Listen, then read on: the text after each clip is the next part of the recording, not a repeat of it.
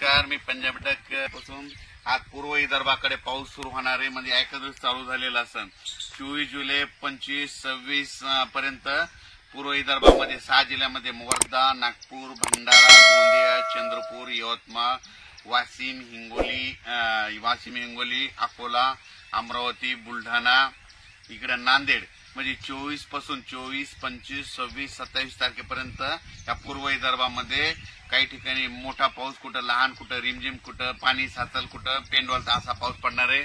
म्हणून त्यांच्यासाठी आनंदाची वेळ मी.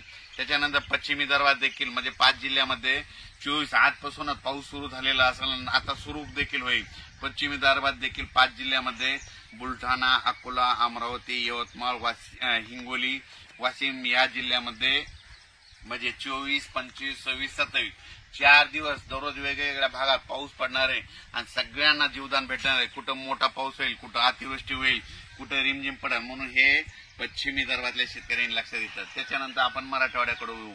नांदेड जिल्ह्यामध्ये काल मी घुंगराळ या ठिकाणी शेतकरी मेळाव्यात गेल्याच्या नंतर नांदेड जिल्ह्यामध्ये आज मध्ये पाऊस चालू आहे. नांदेड जिल्ह्यामध्ये धर्माबाद, बिलोली,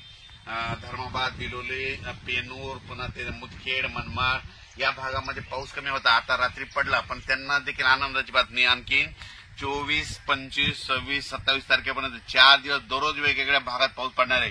काही ठिकाणी वड्याला पाणी येईल, पण त्या शेतामध्ये पाणी साचेल, म्हणून हा अंदाज लक्षात घ्यायचा. त्याच्यानंतर परभणी जिल्ह्यात देखील आज दुपारनंतर पुन्हा परभणी जिल्ह्यात देखील पाऊस जोराचा येणार आहे, म्हणून हा अंदाज लक्षात घ्यायचा.